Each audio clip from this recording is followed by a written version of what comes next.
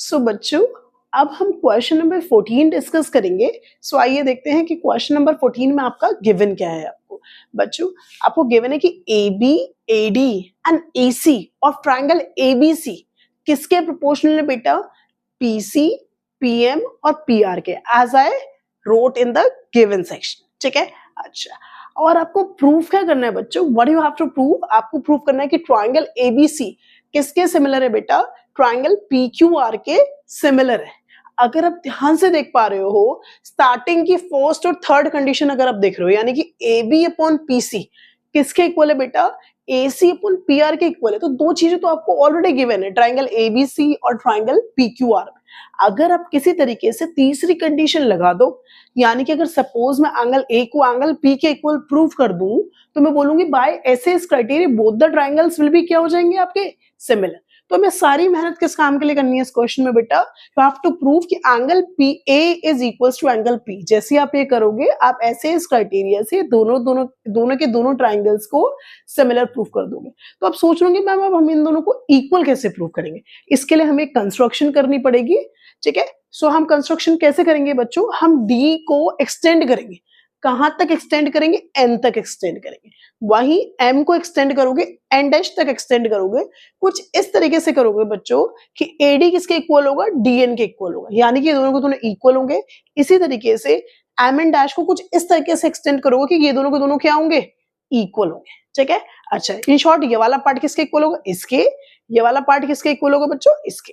अच्छा, one more thing, as you know कि question में गिवन है कि AD क्या है? मीडियन है, और PM क्या है? मीडियम है। तो इसका मतलब ये वाला पार्ट और ये वाला पार्ट भी क्या है? आपस में इक्वल है। अगर आप ध्यान से देख पा रहे हो, इन दोनों क्वाड्रिलेटरल्स के डायगोनल्स क्या कर रहे हैं?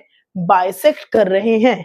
और अगर किसी क्वाड्रिलेटरल के डायगोनल्स क्या करते हैं बच्चों? बाइसेक्ट करते हैं, तो वो क्वाड्रिलेटरल क्या होता है बेटा? It is a parallelogram. ये इस क्वेश्चन का एक इंपॉर्टेंट पॉइंट है कि why the quadrilaterals are parallelogram. ठीक है, अच्छा। हमें पता लगे दोनों को दोनों क्वाड्रिलेटरल क्या है बेटा? पैरेललोग्राम है, और पैरेललोग्राम की ऑपोजिट साइड्स क्या होती है? इक्वल। अब मैं इस बात का इसमें यूज करूंगी। अच्छा, अब बच्चों मैंने क्या सोचा है कि किसी तरीके से मैं इस वाले ट्राइंगल को ABN को किसके सिमिलर प्रूफ करूंगी बेटा? PQN डैश के सिमिलर प्रूफ करूंगी। और जैसे मैं ये काम करूंगी ना, मैं क्या बोलूंगी भाई एंगल 1 किसके इक्वल है? एंगल 2 के इक्वल है।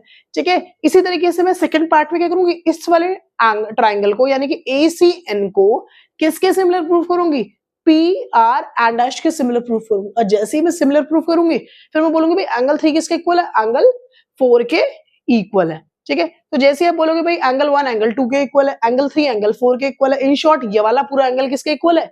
इसके इक्वल है। बस आपका काम हो जाएगा। तो सबसे पहले हम आइए देखते हैं कि इन दोनों ट्राइंगल्स को सिमिलर कैसे प्रूव करें कि एंगल 1 किसके इक्वल आ जाए? एंगल 2 के इक्वल आ जाए। तो मैंने सबसे पहले क्या करा बच्चों, ये जो गिवन पार्ट था मैंने ये सारा का सारा यहाँ लिख दिया, एज इट इज कॉपी कर दिया। अच्छा, अब फर्स्ट वाली बात तो मैंने ये लिखी AB अपॉन PQ, यहाँ पर एज इट इज लिख दिया।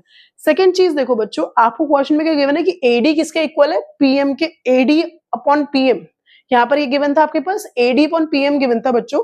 अगर AD अपॉन PM जो है प्रोपोर्शनल है बाकी सबके, तो इन दोनों का ट्वाइस भी क्या होगा? प्रोपोर्शनल होगा, यानी कि ट्वाइस ऑफ AD भी क्या होगा? Twice of AD upon twice of PM भी क्या होगा? प्रोपोर्शनल होगा। यहाँ पर अगर मैं इन शॉर्ट अगर यहाँ पर 2 से मल्टीप्लाई और इधर भी 2 से कर दूं, तो ओवरऑल तो कुछ फर्क नहीं आएगा। सो मैंने वही करा है, यहाँ पर 2 से मल्टीप्लाई 2 से डिवाइड करा उस। अच्छा, अब can you see twice of AD कितना होगा बच्चों? ट्वाइस ऑफ AD कितना होगा? AN वाला पार्ट मैंने यहाँ रख दिया। ट्वाइस ऑफ PM कितना होगा आपके पास? PN डैश, ये वाला पार्ट मैंने यहाँ रख दिया। अच्छा, अब आता है तीसरे वाले पार्ट की बात। अगर बच्चों AC अपॉन PR है, तो AC अपॉन PR इनके ऑपोजिट साइड कौन सी है? BN upon QN। और क्योंकि पैरेललोग्राम के ऑपोजिट साइड्स क्या होती है? इक्वल। तो इन दोनों की जगह मैं इनकी ऑपोजिट वाली साइड को क्या कर रही हूँ? पिक कर रही हूँ। तो क्या ले लिया मैंने? BN अपॉन QN डैश ले लिया।